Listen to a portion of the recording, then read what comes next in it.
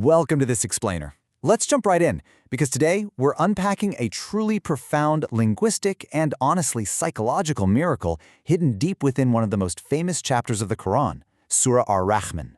We are going to explore how a few incredibly specific grammatical choices manage to perfectly balance the ultimate human fear with the ultimate divine mercy. Get ready, because the nuances we're about to look at are absolutely fascinating. So here's the big grammatical mystery we're trying to solve today. Why exactly does the Quran use the past tense to describe the fear of God in this specific chapter?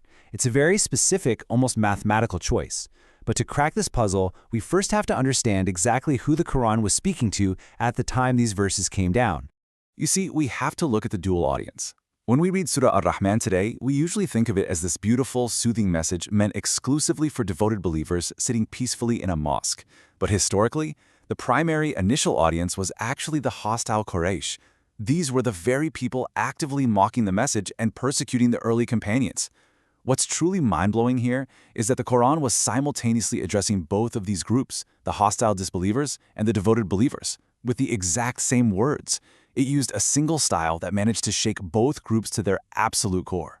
Which brings us to Section 1, the tension between fear and love.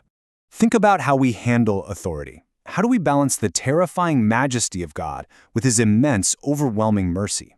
It brilliantly illustrates a major human dilemma. I mean, we all easily understand that one strict teacher or stern father who walks into the room and instantly demands absolute silence and respect. On the flip side, we completely get the loving, fun father or teacher who jokes around and builds real intimacy with you. But merging those two traits into one single entity? That creates a massive psychological tension. Because usually, when you get too close, you lose the awe. And when you have too much awe, you lose the intimacy. And you know, this tension isn't just an Islamic concept. It's a completely universal human struggle.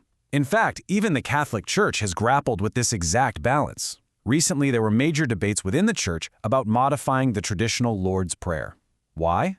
Because the traditional phrasing heavily emphasized God's kingdom and majesty, which ended up making God feel just a bit too high up, too grand, and frankly, too distant from everyday life. People felt the awe, sure, but they were losing that feeling of closeness.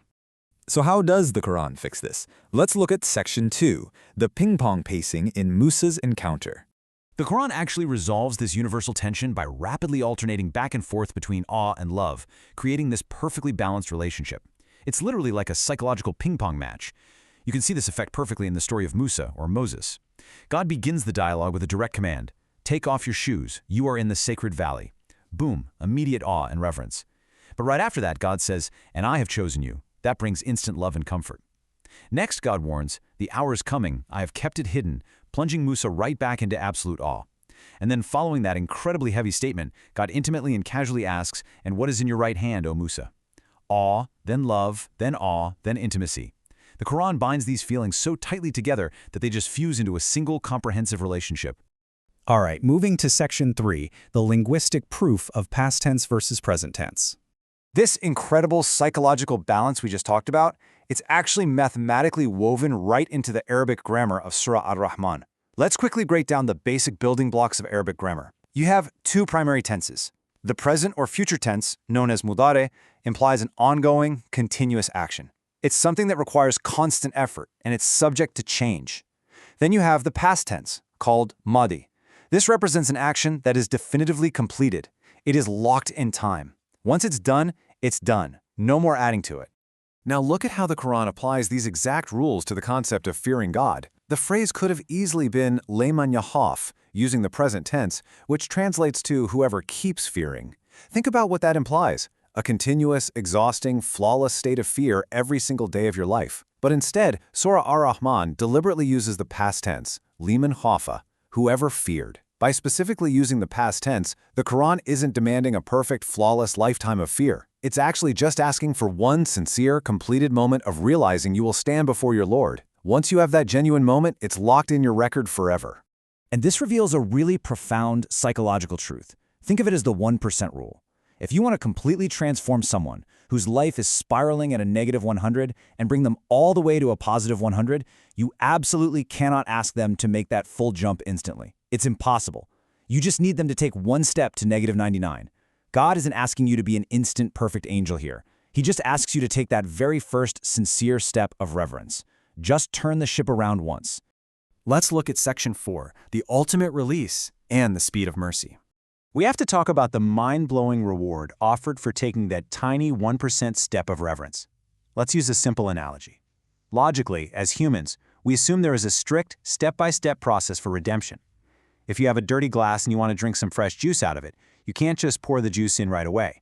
Step 1 is always washing the glass, right? In religious terms, washing the glass represents maghfirah, seeking forgiveness to wipe away your past sins. Only after the glass is totally clean do you move to step 2, pouring the juice, which represents entering Jannah or paradise. Forgiveness first, reward second. That's just logical. But here is the magnificent twist in Surah Ar-Rahman. When God mentions the person who had that one moment of past tense fear, liman khafa, his mercy is so incredibly swift that he literally skips the mention of washing the glass entirely. The text doesn't say whoever fears standing before his Lord will be forgiven and then given paradise. No way. It speeds straight to the reward, saying, whoever fears standing before his Lord, for him are 2 gardens. The whole mention of maghfirah is bypassed. The speed of this mercy is just absolute. Which leads us to our final section, the universal open offer. You might be wondering right now, okay, this all sounds amazing, but who exactly gets this VIP fast-tracked mercy? Let's look at the Arabic grammar one last time. The verse uses the word man, which simply translates to whoever. Notice it deliberately doesn't use the word alladhi, which would restrict the offer to a specific, predefined group of righteous people. By using the limitless word man, this offer becomes an open invitation to absolutely anyone. Remember that dual audience we talked about at the very beginning? This massive offer was being extended directly to the most hostile Quraysh. We are talking about people who spent years mocking the Prophet and torturing the early companions. God is telling them that even they are not a lost cause. Ultimately, the bottom line is perfectly clear. It literally doesn't matter how heavy your baggage is or how ruined you think your scales are. The message is, whoever takes one step, whoever shows fear just once, turn to me, and I will take care of the rest.